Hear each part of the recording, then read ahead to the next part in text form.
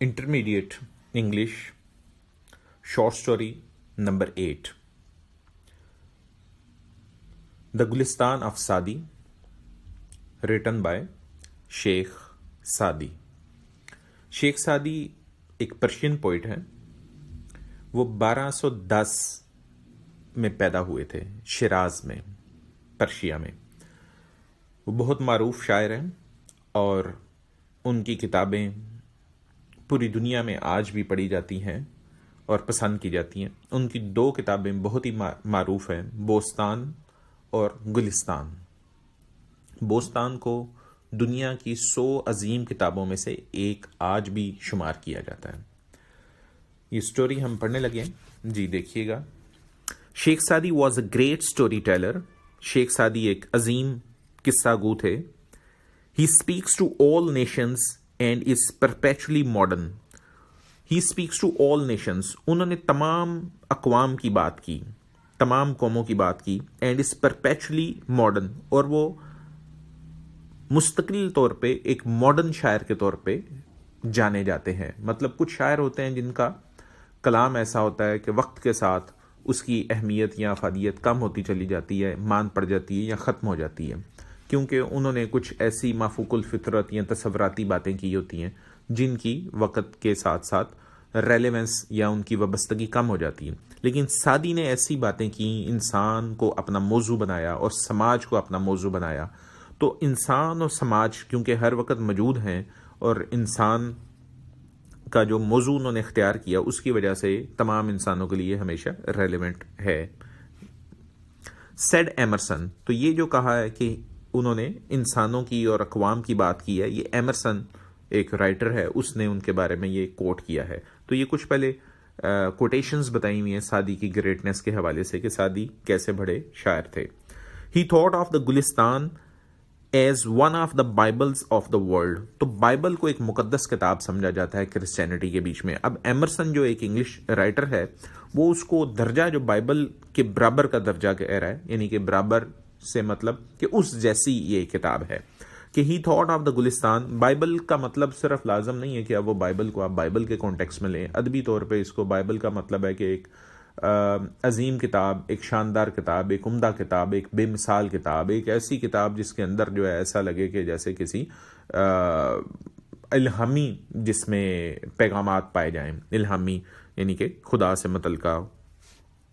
तो he thought of the Gulistan as one of the bibles of the world. तो उसने कहा कि ये जैसे बाइबल ऑफ द वर्ल्ड है. ये भी एक किस्म की, पूरी वो क्रिश्चियनिटी के हवाले से थी, तो ये पूरी दुनिया के लिए एक बाइबल जैसा दर्जा रखती है. इतनी अजीम ये किताब है. For he found in it the universality of moral laws, क्योंकि उसने, एमरसन ये फील करता है कि उसने इसमें आफाकियत देखी है, universality and of moral laws, और इसमें अखलाकी का कवानीन देखे हैं. The Gulistan translated in Latin, और फिर ये जो किताब, सादी की किताब जो मैंने बताया कि 2 किताबें बहुत मारूफ हैं जिनमें से एक गुलिस्तान है, तो ये लेटिन में उस वक़्त लातीनी ज़ुबान में तर्जमा किया गया सादी के टाइम में. एंड इंग्लिश में भी फिर लातीनी लेटिन ज़ुबान के बाद इसको इंग्लिश ज़ुबान में भी ट्रांसलेट किया गया. Became love for the people, और ये लोगों में बहुत मारूफ हो गई. It is interesting to note that English scholars use Sadi's translated parables in their divine books. कि अब ये देखें कि ऐसा कमाल हुआ कि ये एक बड़ी दिलचस्पी की बात है कि इंग्लिश स्कॉलर्स ने यूज सादी's ट्रांसलेटेड पैराबल, कि सादी की जो हकायतें जो सादी ने बयान की थी अपनी किताब गुलिस्तान के बीच में, उन हकायतों को अपनी मजहबी किताबों में इस्तेमाल किया. यानी कि अपनी मजहबी किताबों की तफसीर लिखने के लिए, तशरीह लिखने के लिए, उनकी वजाहत करने के लिए, तो अपनी और उनकी वजाहत के लिए जो उन्होंने तशरीह वगैरह इस्तेमाल की, तो उन्होंने अपनी मजहबी किताबों में उनको इस्तेमाल करना शुरू कर दिया. और आहिस्ता आहिस्ता ये उनकी मजहबी किताबों की का हिस्सा बन गई. ऐसे हिस्सा बन गई कि वो उनकी जो मजहबी किताबों का ओरिजिनल टेक्स्ट था और इसका जो टेक्स्ट, उसका एक किस्म का हिस्सा बन गया. और यह पहचानना मुश्किल था कि कहाँ पे उनकी मजहबी बात जो उनको बताई गई थी और कहाँ पे सादी की, वो कहाँ ख़त्म होती है और सादी की बात कहाँ पे शुरू हो जाती है. ऐसा लगता था कि ये उसी का ही हिस्सा है. तो इसलिए यानी कि ये एक किस्म की बिल्कुल इल्हामी हैसियत अख्तियार कर गई उन लोगों के लिए. اور پھر یہ بڑی دیر کے بعد ایک اسکالر نے ریسرچ کیا اور تحقیق کی اور پھر پتہ چلا کہ اوہو یہ تو سعدی کی ان کتابوں کی اندر جو بہت زیادہ وضاحت پائی جاتی ہے یا بہت ساری جو حکایتیں اور کہاوتیں پائی جاتی ہیں، یہ اصل میں تو ایک پرشین شاعر سعدی شرازی کی کتاب گلستان میں سے ہیں یا بوستان میں سے ہیں. تو پھر انہوں نے ریسرچ کر کے سعدی کی چیزوں کو علیحدہ سے آئیڈینٹیفائی کیا. تو یہ ایک بڑی انیوژول قسم کی بات تھی. In their divine book, still it was discovered to be an English translation of a Latin version of Persian origin. تو پھر یہ کافی دیر کے بعد یہ پتا چلا کہ یہ تو بیسیکلی ایک پرشین شاعر کی کتابیں ٹرانسلیٹ ہو کے لیٹن سے پھر انگلش اور انگلش سے جو ہے مذہبی کتابوں میں چلی گئی. ایڈون آرنولڈ، یہ ایک اور رائٹر ہے، ہیز ایپلی پریسکرائب گلستان ان کیولینری ٹرمز. کیولینری کہتے ہیں کہ کھانے سے متعلقہ، یعنی کہ ایٹنگ سے، کوکنگ پکانے سے متعلقہ.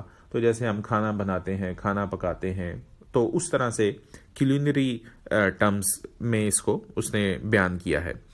As an intellectual pulao basically تو ایک ہم اردو میں لفظ استعمال کرتے ہیں، لیکن اس نے کہا ہے کہ یہ کتاب اتنی مزے کی، اتنی دلچسپ ہے، اور دلچسپ کو اس نے مزے کی کہا ہے، اور مزے سے اس نے پھر جو ہے اس کو کھانے پینے کی اصطلاحات کے ساتھ تشبیہ دے کے بات کی ہے. تو وہ کہتا ہے کہ ایک انٹلیکچوئل عقلی قسم کا پلاؤ ہے. لٹریری کری یعنی کہ کڑی کو یا شوربے کو کہتے ہیں، تو یہ ایک ادبی قسم کا کری ہے، شوربہ ہے. کباب آف اے ورسٹائل جینیس، ایک ہمہ گیر قسم کی، ایک ورسٹائل جینیس آدمی کا یہ کباب بنایا ہوا ہے. The readers are sure to enjoy these parables as food for thought. تو اس نے کہا کہ جو بھی یہ حکایتیں پڑھے گا اس کے لیے ایک فوڈ فار تھاٹ ہے. فوڈ فار تھاٹ ایک ایڈیمز کے طور پہ استعمال ہوتا ہے، یعنی کہ اس کو عقلی طور پہ بڑی ایک سوچنے کے مواقع ملیں گے. تو یہ اس کو فوڈ فار تھاٹ کہا گیا. اچھا، اب یہاں پہ پیرابل کا ایک لفظ پہلے بھی میں نے استعمال کیا، یہاں پہ آیا، اس کو میں تھوڑا سا ایکسپلین کر دوں. پیرابلز سٹوریز کو کہا جاتا ہے ایسی کہانیاں جس میں مورل لیسن ہوتا ہے. مورل یعنی کہ اخلاقی یا روحانی اسپرچل لیسن اس میں دیا جاتا ہے.